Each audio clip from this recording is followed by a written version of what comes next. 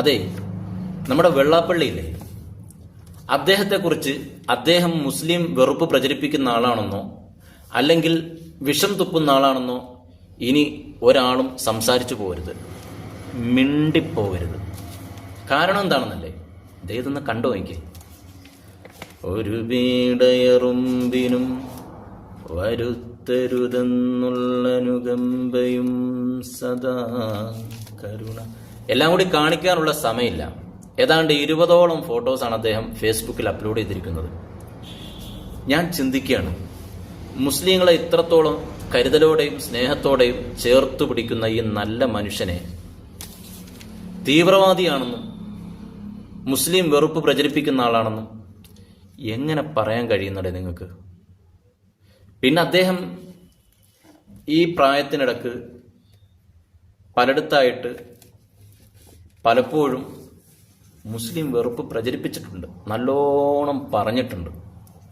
അതിൻ്റെ കാരണം വ്യക്തമായ തെളിവിൻ്റെ അടിസ്ഥാനത്തിലാണ്. ഞാനല്ല പറയുന്നത്, അദ്ദേഹം ആ തെളിവ് നിരത്തുന്നുണ്ട്. ഒന്ന് കണ്ടു നോക്ക്.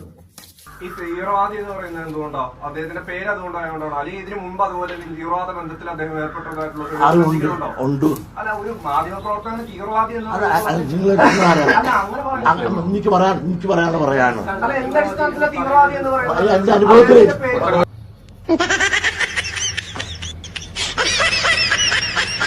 ഇത്രയും പ്രായത്തിനിടയിൽ മുസ്ലിമീങ്ങളെ പരമാവധി പച്ചക്ക് പറയാൻ മടി കാണിക്കാത്ത ഇദ്ദേഹം മാധ്യമങ്ങളുടെ ചോദ്യത്തിനു മുന്നിൽ നവരസങ്ങൾ കാണിച്ച് രക്ഷപ്പെടാൻ ശ്രമിക്കുകയാണ്.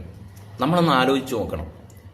പരമാവധി മുസ്ലിമീങ്ങളെ ഏതെല്ലാം രൂപത്തിൽ വർഗീയവാദികളാക്കാൻ ഇദ്ദേഹത്തിന് കഴിയുമോ അങ്ങനെയെല്ലാം വർഗീയവാദിയാക്കാനും തീവ്രവാദിയാക്കാനും മുസ്ലിം വെറുപ്പ് പ്രചരിപ്പിക്കാനും ഇദ്ദേഹത്തിന് ഒരു മടിയുമില്ല എന്നുള്ളത് കേരളത്തിലെ ജനങ്ങൾക്ക് ബോധ്യപ്പെട്ട കാര്യമാണ്. അടിസ്ഥാനരഹിതമായിട്ടുള്ള കാര്യങ്ങൾ പറഞ്ഞുകൊണ്ട് ജനങ്ങൾക്കിടയിൽ ഭിന്നിപ്പുണ്ടാക്കി മുസ്ലിം വെറുപ്പ് പ്രചരിപ്പിക്കുക മാത്രമാണ് ഇദ്ദേഹത്തിന്റെ ലക്ഷ്യം. ഇതെല്ലാവർക്കും അറിയാവുന്ന കാര്യമാണ്. കാരണം ഇദ്ദേഹത്തിന് ഉറക്കം കിട്ടണമെങ്കിൽ അന്ന് മുസ്ലിമീങ്ങളെ രണ്ടെണ്ണം പറയണം. എന്നിട്ട് ഇദ്ദേഹം ഒന്ന് വെള്ളപൂശാൻ വേണ്ടിയിട്ട് ഫേസ്ബുക്കിൽ 10-20 ഫോട്ടോസൊക്കെ അപ്ലോഡ് ചെയ്യണം. എന്തിനാണ് ഇങ്ങനെ കഷ്ടപ്പെടേണ്ട കാര്യം?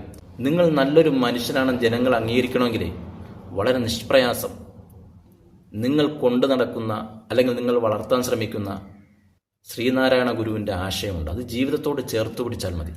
ശ്രീനാരായണ ഗുരു എന്താ പറഞ്ഞത് നമുക്കെല്ലാവർക്കും അറിയാവുന്നതാണ്. ജനങ്ങൾ മുഴുവനും നെഞ്ചോട് ചേർത്ത് പിടിച്ച ആശയമാണ് മഹാനായ ഗുരുജി സ്ഥാപിച്ചിരിക്കുന്നത്.